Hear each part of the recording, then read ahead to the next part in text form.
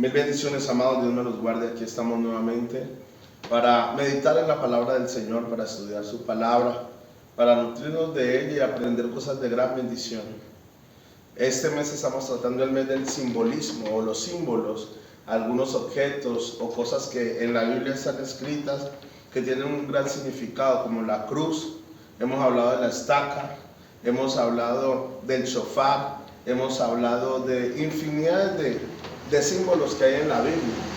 Y la casa aparece como una de las cosas que menciona la Biblia, un símbolo, ¿sí?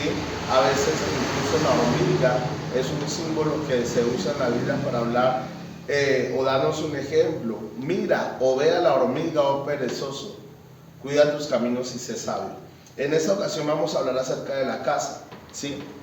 De una casa como tal. Pero entonces vamos a mirarla a través de tres aspectos. La primera, la casa física, ¿sí? El propósito de la casa. Y allí implica o la estructura o la familia, el linaje, la descendencia. Segundo, yo como casa, porque somos una casa, somos un edificio de Dios, labranza de Dios, dice la palabra. Y por último, la casa del Señor, la casa de Dios. Entonces esos tres aspectos son los que vamos a mirar. Algunas personas ya vivían en tiendas, como era el caso del pueblo de Israel, que por lo menos en el medio del desierto, de la travesía del desierto, ellos vivían en tiendas de campaña, porque así se movilizaban. Ellos estaban caminando de día y en ocasiones se establecían en un lugar por un tiempo, y entonces eran tiendas de campaña, y así por un tiempo. Algunas tribus también tenían tiendas. Estamos hablando hace mucho tiempo, antes en el Antiguo Testamento, y más adelante es que vinieron a evolucionar las casas. Barro y paja secados al sol. Estos normalmente eran rectangulares, las vemos rectangulares. Estamos hablando de casas de los primeros siglos, ¿sí? Refiriéndonos al pueblo de Israel. Como muchos de ellos tenían ganado, entonces era normal ver al lado de estas casas un espacio para el ganado, para las ovejas o para la clase de animal que tuvieran.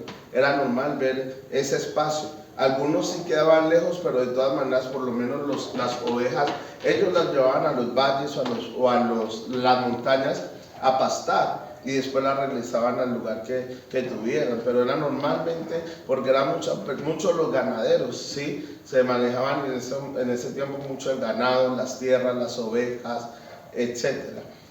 La otra fuente principal también era el trigo y la cebada. Y uno de los más grandes también es el aceite en ese tiempo. Hablando pues para el comercio, hablando como un oficio, ¿sí? Otros eran labradores, ¿sí? Y etcétera.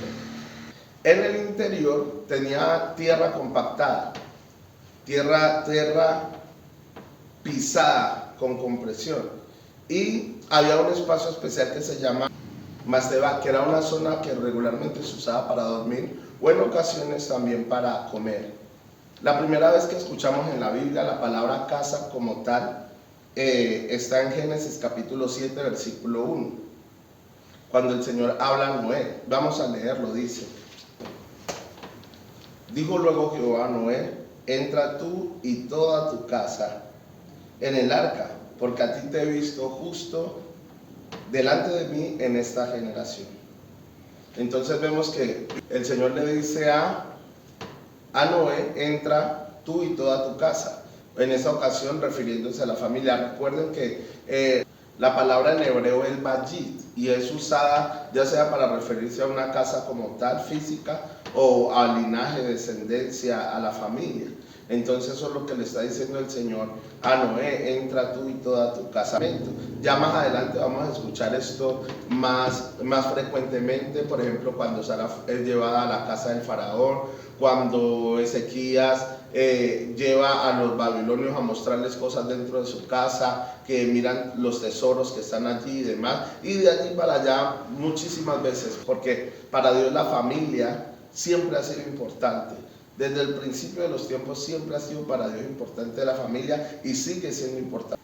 Al pasar de los años, las casas se fueron construyendo según las necesidades de cada familia o según las necesidades de los terrenos en donde estuvieran. Por ejemplo, las que estaban en las montañas eran construidas de cierta manera. Las que estaban en los, digamos, terrenos rocosos también tenían un diseño especial o algo especial para que se pudieran, digamos, adaptar a ese terreno, ¿sí? También tenemos, por ejemplo, las zonas frías. En las zonas frías, o cuando se construían o establecían en el desierto, por ejemplo, también, o sea, cada una tenía una forma particular según el terreno donde estuvieran. Aún los pobres tenían cierto tipo de casa que normalmente se encuentran de un solo piso. Regularmente ventanas no, sino una puerta, ¿sí? Algunas casas tenían patio, otras no, como una especie de patio principal, pero eso es cuando vemos las casas grandes.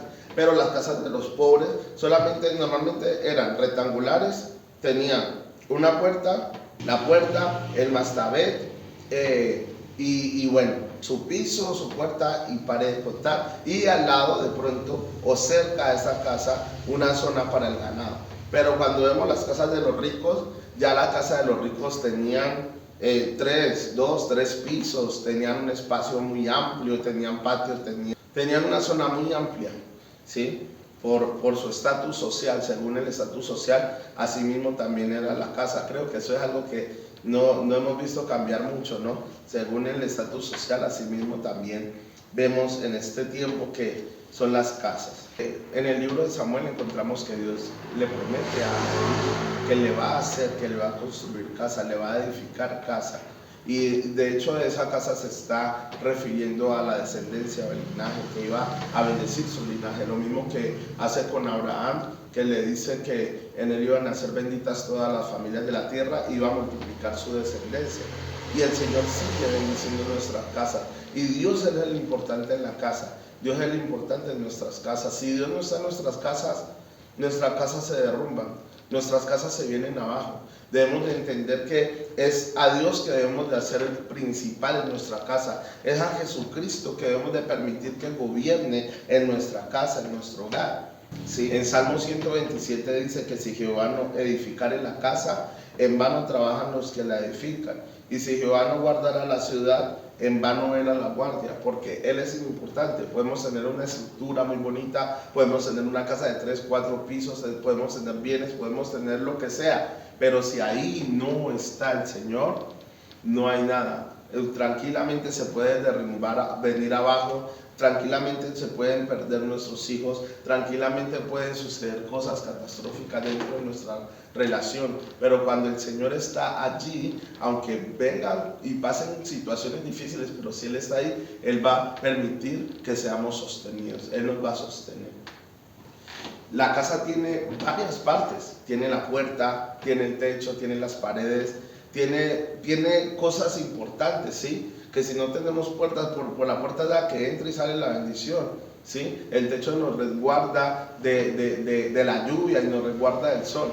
Pero lo más importante de una casa, físicamente hablando, son las bases, son los fundamentos.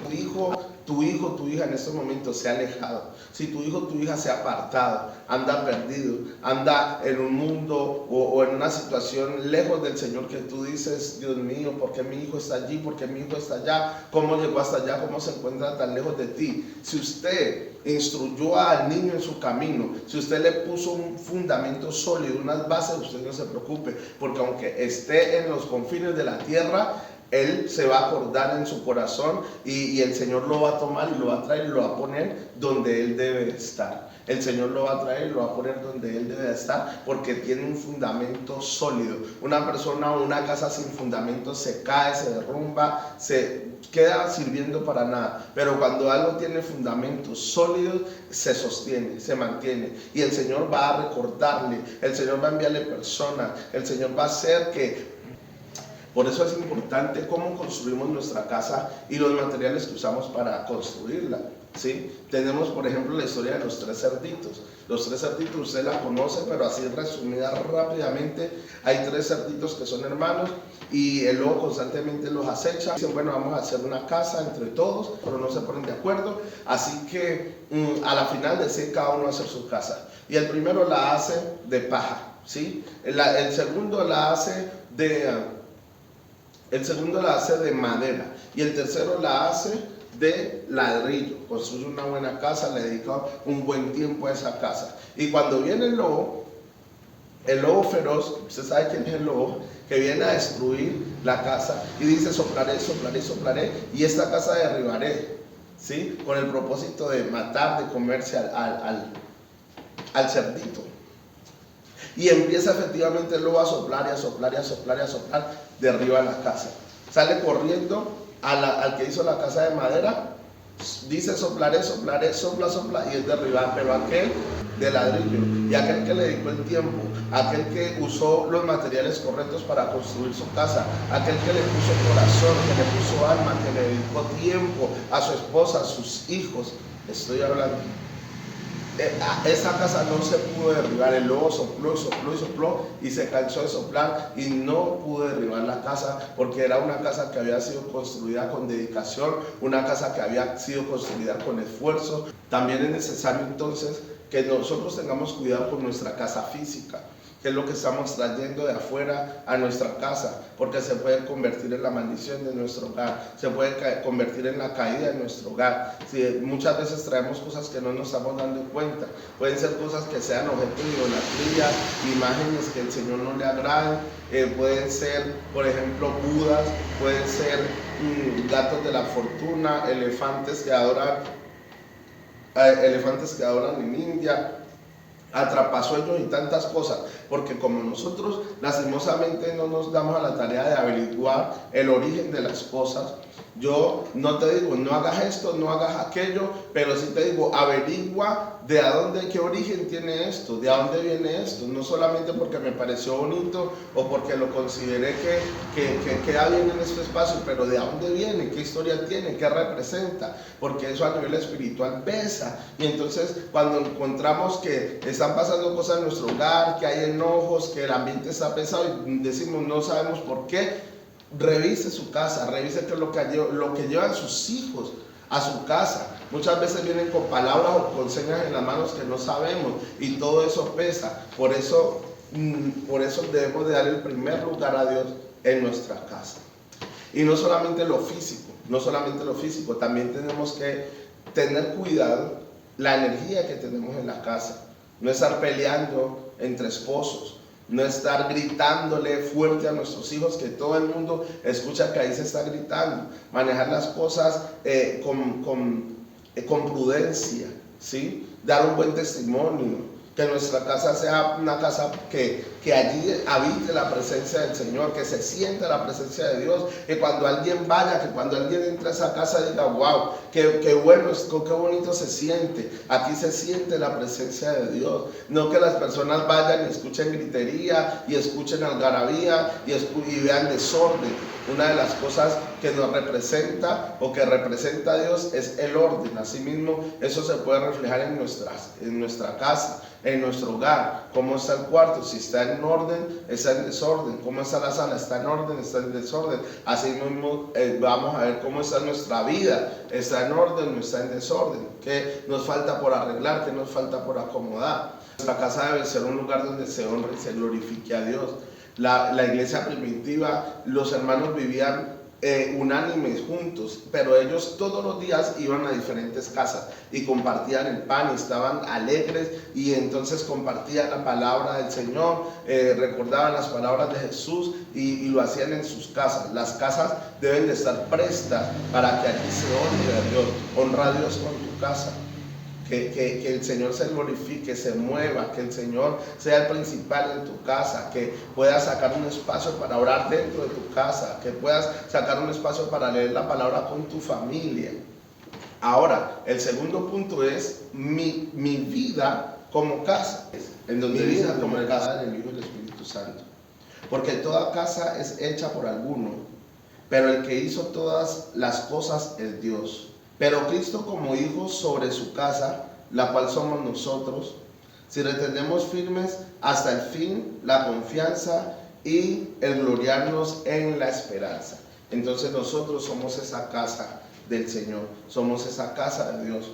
No nos olvidemos también que la palabra dice en 1 Corintios 6:19 que nosotros somos templo del Espíritu Santo, nuestro cuerpo es templo del Espíritu Santo. Es decir que en ese sentido es necesario que nosotros nos consagremos, que nosotros podamos buscar la santidad, que nosotros podamos respetar este cuerpo que no nos pertenece a nosotros, sino que es de Dios, es del Espíritu Santo de Dios, en el cual Él habita. Por lo tanto, debemos de respetarlo, debemos de cuidarlo, no debemos de lacerarlo, no debemos de embarañarlo, ¿sí? De tatuarlo, no debemos de golpearlo, de aporrearlo. Una cosa es un accidente, pero otra cosa es cuando tú a propósito empiezas a afectar tu cuerpo. Por eso mismo también debemos de cuidar nuestra salud, porque si cuidamos nuestra salud, estamos cuidando ese templo del Espíritu Santo. Amén. No hacer cosas que puedan afectar a este cuerpo, como consumir drogas, por ejemplo, como fumar cigarrillos, como tomar bebidas alcohólicas, como consumir sustancias alucinógenas y todo tipo de cosas que vayan a hacer que este cuerpo se deteriore, se dañe. Debemos de respetar este cuerpo. Nuestro cuerpo es templo del Espíritu Santo. Es interesante también como el Señor maravillosamente le dice al rey Ezequías a través de Isaías: ordena tu casa. Eso está en Primera de Reyes capítulo 20 versículo 1 en adelante, en donde le dice: ordena tu casa, porque vas a morir y ya no vas a vivir. Ahí acontece algo pues extraordinario, sucede un milagro. Ezequías llora amargamente, le pide al Señor una oportunidad, Dios tiene misericordia y le extiende sus días, le extiende años de vida. Pero vamos a leer el versículo 5, que me suena muy interesante. ¿Qué dice el versículo 5? Sería Segunda de Reyes capítulo 20 versículo 5.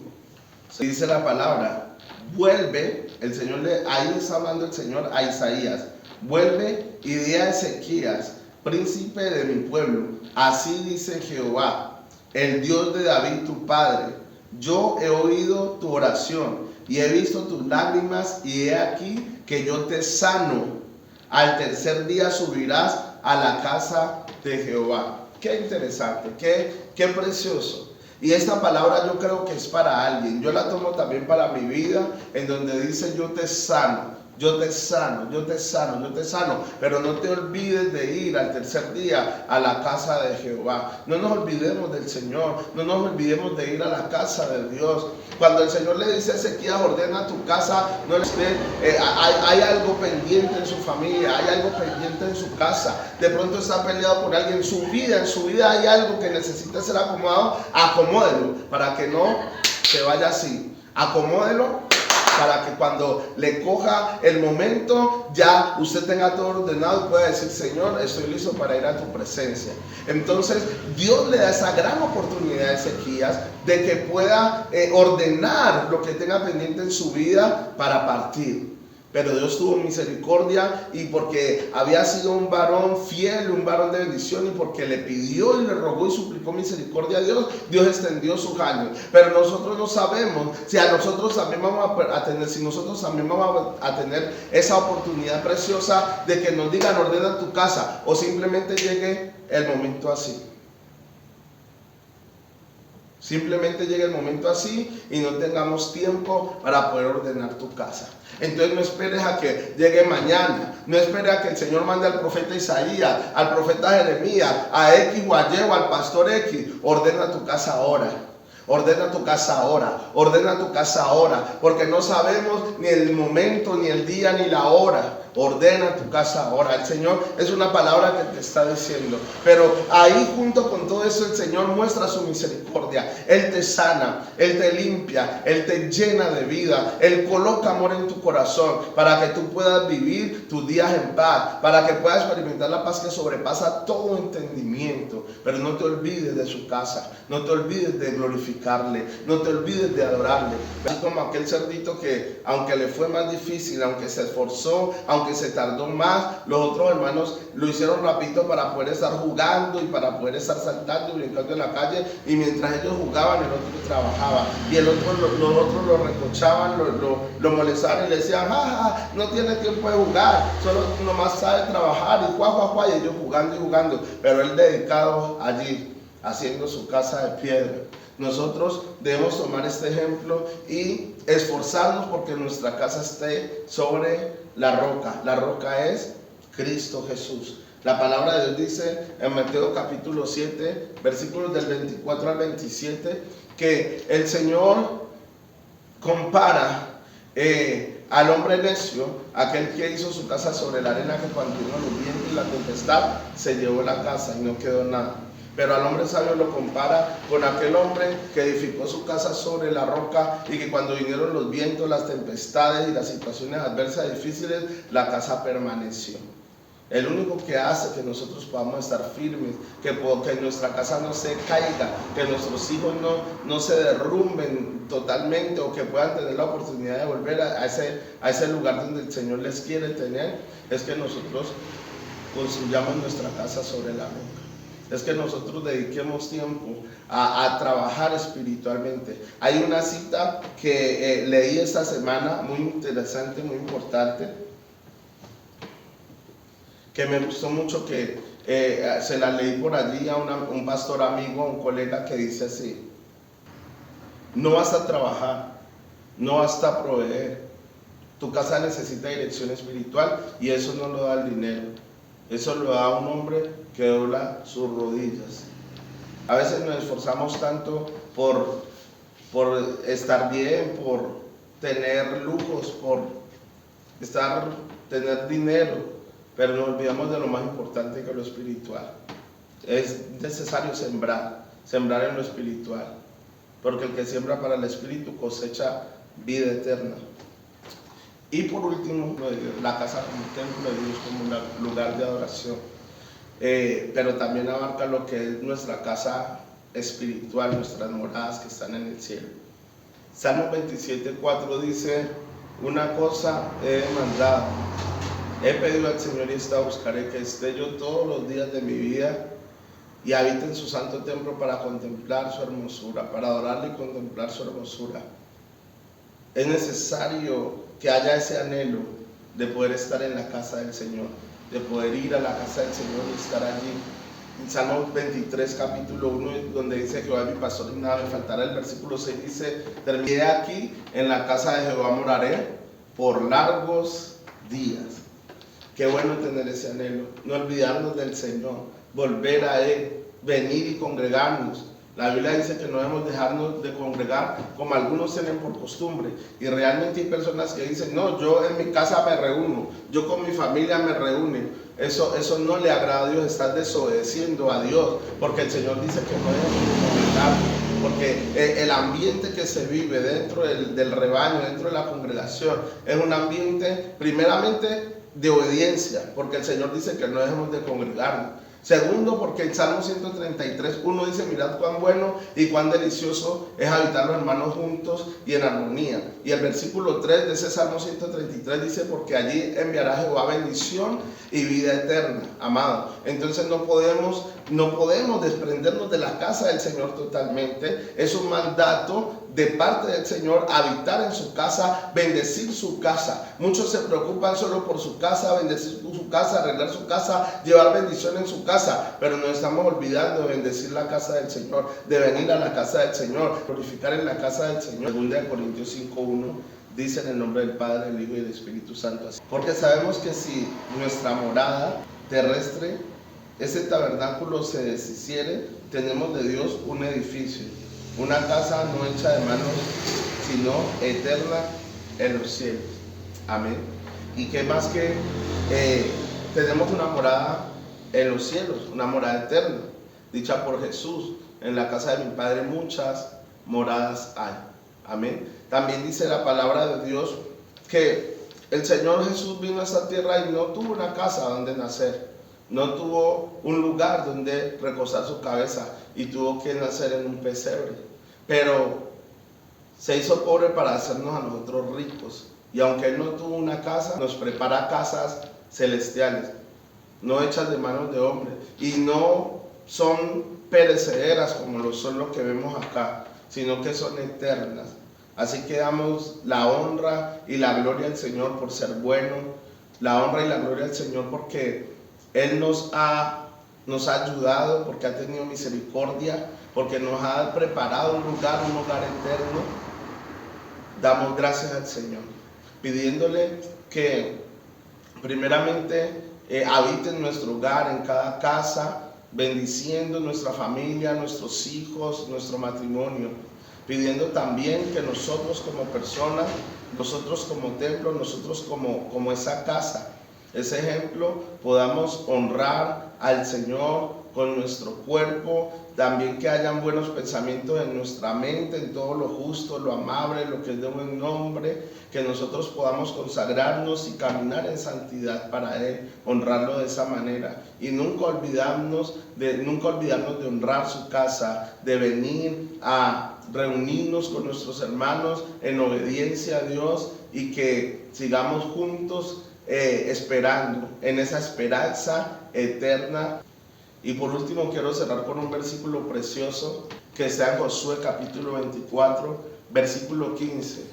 Y dice: yo y mi casa serviremos a Jehová. El Señor te bendiga. Gracias por tu amor. Padre, te damos infinitas gracias, Señor. Te exaltamos porque tú eres bueno y por